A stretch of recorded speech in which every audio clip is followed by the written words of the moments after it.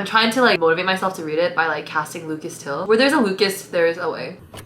You guys realize that my tripod situation is always so precarious, which is why I always like start videos this close to the camera because I'm like so scared it's gonna fall. Anyway, welcome. It's June 28th. So this one is a little bit earlier than my other wrap-up videos, simply because tomorrow's Wednesday and I want to upload this video on Wednesday. So it better be June 29th when you see this video. Every time for wrap-up videos, I always like film and edit and upload like I need to pay rent tomorrow. Because I do need to pay rent tomorrow. Anyway, welcome to my channel. I'm Sunny. Let's talk about all the books that I read this month, slash all the books that I DNF'd slash am in the middle of reading. So the first book that I read was Sea of Tranquility by Emily St. John Mandel. I really liked it, and I think that it's because I'm low-key a sucker for time travel. Do you know those books that there are many different stories that take place in different time periods, and then like it's like a hoodwink situation, like you like see all the different storylines like fitting together and you're like, oh, so that's why that happened and that's why, you know what I mean? This was like an elaborate, intricate basket that we were weaving. This book is like that. It's like hard to explain what exactly it's about because there's many storylines and it jumps many timelines. Like there's one storyline that takes place like back in history and then one like in the future when we've like colonized the moon. There's like a couple of timelines, and what connects all of them is that there's some kind of like glitch in time. It's like the only way that I can explain it. And you're trying to figure out what happened. Actually, that's all I'm gonna explain because I actually think that it's great to like figure it out as you go on. All the stories weaving together in the end and you're like, oh, so that's why this person was here at this time and why this happened. And like, it's really good. It got me. I love time travel. Okay, the next book that I read was Hothouse Flower. It's the second book in the Calloway Sisters series, but it's like the fifth book in like the Addicted slash Calloway Sisters series by Krista and Becca Ritchie. I have been trying to like make my way through the series. This is a carryover from last month. I like had a hard time finishing this book because it's about my favorite couple, which is Daisy and Reich. Obviously, everybody knows this. I love Daisy and Reich.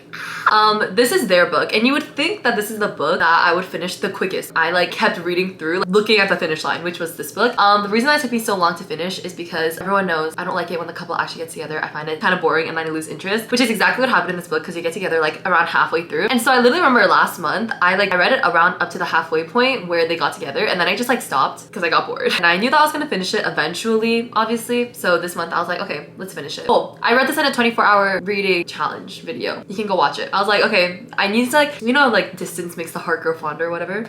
That is what I did. And then when I missed Reich freaking Meadows, then I picked up this book. Daisy and Reich are literally my favorite. I love them so much, but like when I say I love them so much, I just mean that I love Reich. Like I have the biggest, fattest crush on Reich Meadows.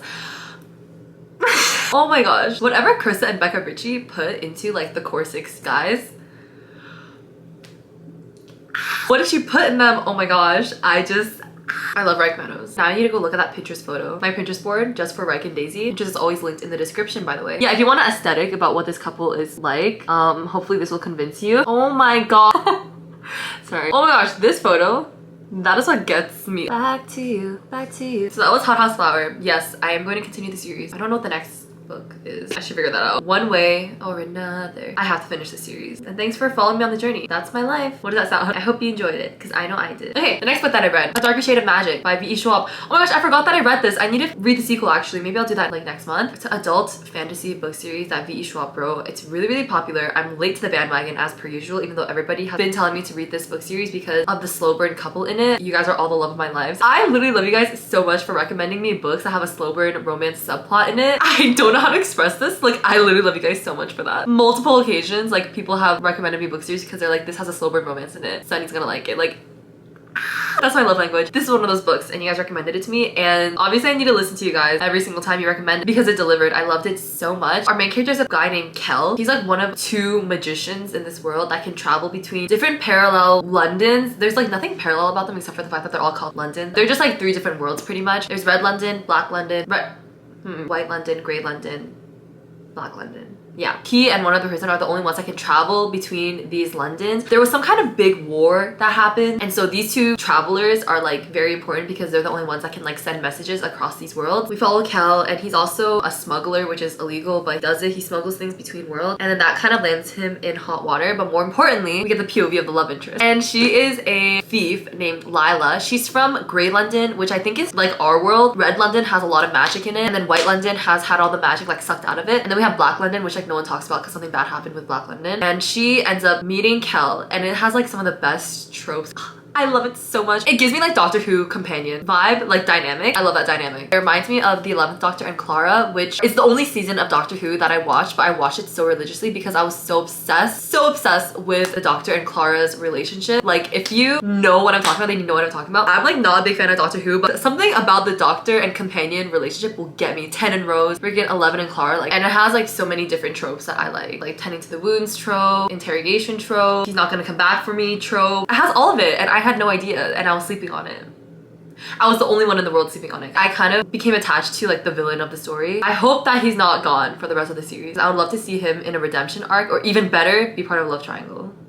So that was Darkest Shade of Magic, and then the last book that I read from that video is Before We Were Strangers by Renee Carlino. It's kind of second chance, but it's like more friends to lovers because it's like past present, but we like get like full flashback storyline in the past timeline. So you're basically just seeing friends to lovers. Our characters are, who are they? Matt and Grace. Yes, Matt and Grace. Oh my god. They meet in college, they become friends, obviously, they fall in love. They fall so hard in love. But then it's a trope of like, they haven't been in contact forever, and then when they're adults, Matt sees Grace on the subway and then they end up reconnecting, but then past timeline, you like build up to like what happened that made them lose contact after they were so in love with each other. I'm just gonna say it right now, I know that some people hate this trope, so I'm just gonna say it. It's like miscommunication trope, but not because of any of their faults. It is a huge miscommunication. That's like the entire reason, pretty much. So if you like don't want to read about that, then don't read this book. Oh, next, I also vlogged me reading this, which is From Lukov with Love by Mariana Zapata. This was my first Mariana Zapata book. I wanted to suddenly read one because I felt like I love slow burns so much. Like that's my entire book taste, is just slow burn. But I've never read like an actual romance book that was be like a slow burn romance. And Mariana Zapata is the queen of slow burn romance. So I asked all of you guys which Mariana Zapata book I should read. I think I know like the most famous ones. Everyone recommended to me From Lukov with Love. And so I was like, okay. And it's about figure skating. Our main character named Jasmine. And we have Ivan Lukov, and he's like a world famous champion figure skater. And it's like enemies to lovers.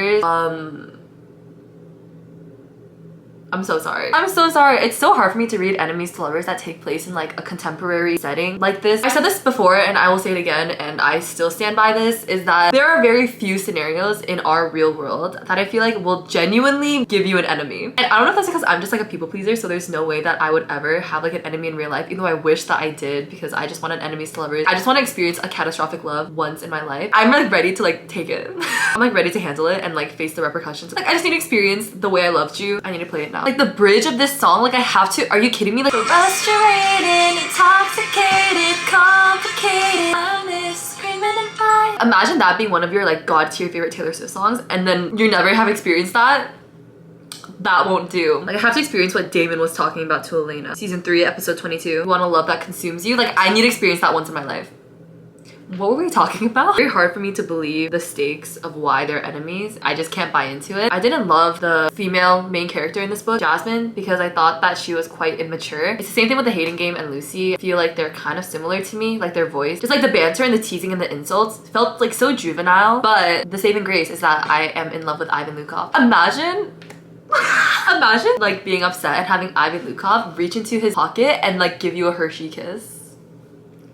Imagine having that happen to you. Like I think that I would evaporate on the spot. Anyway, I loved him. So it was like truly a slow burn, I will say that. And the next book that I read was The Naturals by Jennifer Lynn Barnes. This book is an old book, but it's by Jennifer Lynn Barnes. She wrote The Inheritance Games, which is my love of my life. One of her backlist book series. It's like Criminal Minds. It's like Criminal Minds but turned into like a YA book series. All a group of kids who are like in a program from the FBI. If you're considered a natural for something, like you're basically like a genius in some way, then you join the FBI and help them with like cases, try to find the unsub, like profiling stuff. Our main character is like a genius at profiling, and so that's why she gets recruited. And then you meet all the other naturals, and there's a love triangle between a natural named Michael and then a natural named Dean. Michael is like the golden retriever type character, pretty flirty, is the first person that she meets, and then Dean is the one that you meet after because he's like the enigma, angsty and like mad at the world, and you don't know why till much later. So obviously Dean is the one that I love the most.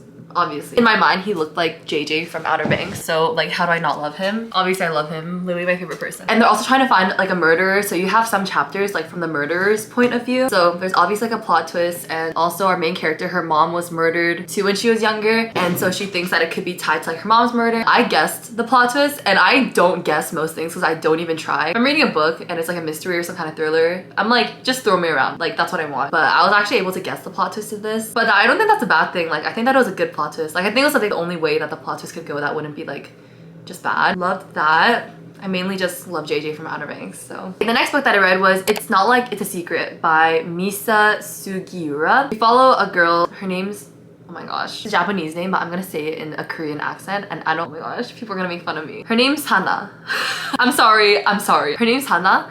And oh, I sound so Korean. I sound so Korean even to me. Her whole family has to move to California. She's obviously not ecstatic about it. When she gets to California, she starts to have a crush on this girl named Jamie Ramirez. Kind of like a friend Slivers. It's really cute. But then also like in the background, like she's like suspicious that her dad is like having an affair. Like there's like a lot of things happening. I didn't love this book. Don't think I was even paying attention that much by the end. I just wanted to see the friend Slivers. It reads pretty young. I mean, it's YA, so I think that I'm just like too old for it. But I just will always support an Asian author. She's like a 16-year-old and all of us are like dumb when we're 16 and she's no exception. So she does some dumb stuff, but she's 16. Like when you're 16, that's like monopoly money. Like nothing really counts at 16. Everyone deserves some grace at 16 in my opinion. Okay, the next book that I read was Pride and Prejudice by Jane Austen. I read it physically because I had the physical book and I annotated it and I vlogged it. I think that it's gonna go up after this video. I will say that I love Jane Austen and I want to read through all of her books. So Pride and Prejudice was the third book that I read by Jane Austen and I just loved romanticizing, annotating it, and reading it for the first time. I thought it was so fun. I want to do it for the rest of her books too. Slow burn, enemies to lovers, yeah.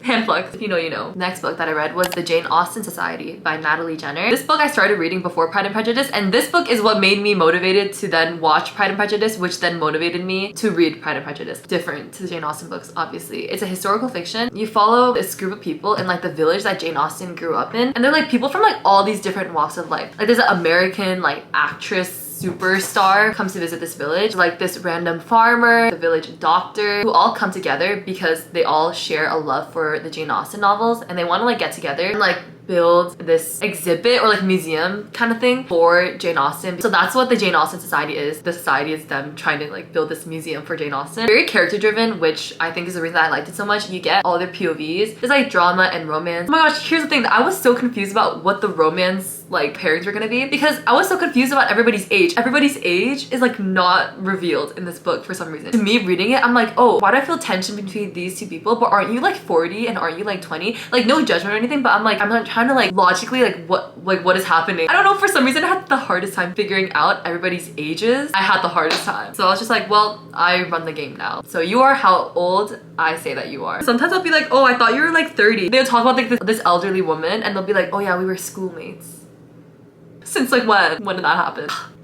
There's this one couple that I wanted to be together, but they weren't together. I'm just gonna say it. I wanted the superstar, the American actress Mimi. I wanted her to get together with Adam. They're the first people who ever meet. Oh, their first meeting was so cute. Like at the time, she's like with a problematic man, obviously. And I was like, ew, I don't like your boyfriend. You should be with Adam instead. He's like just this sweet farmer who like has just done everything for his family and his mother's not appreciative of him. And I wanted him and Mimi to get together, but they don't. Unfortunately. In my mind they do because I run the game now. Okay, the next book that I read was The Perks of Being a Wallflower by Stephen Chbosky. Is that how you pronounce that name? The reason I read this book is because my best friend read this book and I made her read so many books, and so I was like, okay, I'll read this book. I listened to it in one day because it's super short. The audiobook is like 6 hours and I listened to it on like double the speed, so I just spent like a morning. I haven't seen the movie or anything, but I want to because I have the biggest fattest crush on Logan Lerman. Oh my gosh, has anyone seen Logan Lerman recently? My friend and I were just thirsting after Logan Lerman with his long wavy hair and that jawline. Logan Lerman as Percy Jackson was actually like one of my first crushes, and he genuinely was the reason that I started reading that book series because I saw him. I watched the Percy Jackson movie before I read the books, which I know is so illegal. What's more illegal is that I loved it so much that it motivated me to read the book. And by motivated, I mean that I had the biggest crush on Logan Lerman. He looked like Zac Efron to me. Oh my gosh, he was so cute. He aged like fine wine. Also, a big reason I wanted to read the book was because I love this one quote, "We accept the love we think we deserve." That quote, I love it so much that I wanted to read the book because of it. I think I'm the only person on the planet who hadn't read this book, so I feel like everybody knows what it's about. But it's about a boy named Charlie. It's in the perspective of him writing letters. He's like going into high school, he meets like friends, and I don't know how to best explain it. It's like coming of age. There's just like so many iconic things in this, like the tunnel scene. In that moment, I swear we were infinite. So that was the last book that I finished. But let me tell you about the book I started and DNF'd. So the book that I started and I have put it down for now, so I DNF'd it for now, but I am gonna finish it. I think I just need to take breaks in between to let my heart grow fonder or whatever. Things We Never Got Over by Lucy Score. This book is so so popular and everybody loves it, so I was like, oh, of course I need to read it. Our main character, her name is Naomi, and she goes to town to like meet with her sister, who's like a menace. Freaking Dennis the Menace. Like, what's her name? Christina or something? I forget what her twin's name is, but it's her twin. She has literally an evil twin who like wreaks havoc everywhere that she goes in this like random small town. She like skips town, steals Naomi's car, steals Naomi's stuff, leaves Naomi with her daughter. So now Naomi's like, what? I have a niece, and so she has to stay in town and take care of this niece and just sort everything out pretty much. And then she obviously meets a man named Knox. Oh, sorry. If anyone knows like the Dorothy Must Die series, like the male love interest in that book was also named Knox, so it's so hard for me to take this book seriously because of that. I know names are so powerful. I'm sorry. I'm a simpleton. I'm sorry. Not really enemies lovers. They just like, get off on the wrong foot because he thinks that she is her evil twin and is like rude to her, and Naomi's like, ew, why are you being mean to me? But then he helps her out a lot, gets her a place to stay, but he's like grumpy about it. That's where I am right now. They're obviously gonna have a romance. I hate like insta attraction, so in your face, because it's like not slow burn to me. Even if you're not together, like having constantly have to read about how much you're attracted to that person. I want it to be more subtle than that. Like I feel like I don't have to work for it, but I want to have to work for it. I'm trying to like motivate myself to read it by like casting Lucas Till. Where there's a Lucas, there's a way. So taking a break right now. I'm going to like try to read it in like spurts and then eventually try to finish it. But the book that I'm actually reading right now, that I'm in the middle of, and I started, is Open Water by Caleb Azuma Nelson. Oh, two young people meet at a pub in southeast London. They're in England. They're in England. I want to go to England so badly. The prose is very like floral. Really beautiful and poetic. I think some people love like really decorative, you know what I mean? Like very floral. For me, it's kind of hard for me to concentrate on like the story. When there's just like a lot of writing, like a lot of elaborative, it's very beautiful, but I don't think that it's my favorite. I like actually like the opposite, which is like really succinct, simple, but impactful writing. So pretty much the opposite of this kind of writing. But the story, the two people falling in love, is like so beautiful to me and makes me want to fall in love. Some of the scenes are written so intimately that I'm like, am I allowed to be here? Like, try to finish it tonight actually. Oh my gosh, in the synopsis it says, they tenderly fall in love, but two people who seem destined to be together can still be torn apart by fear and violence. Wait, I haven't gotten to that part yet. Is that what's gonna happen? Oh, yeah, I haven't gone to that part yet. I think I'm like halfway through. Oh no, what's gonna happen? That's all. Thank you so much for watching. Be sure to subscribe down below if you haven't already. Hit the notification bell if you want to be notified every single time that I upload. Follow me on all my socials. They're all linked in the description. And I will see you all in the next one. Goodbye. Love you. Should I eat the camera? This is how I end FaceTime calls with my friends. I go like that. I eat the camera.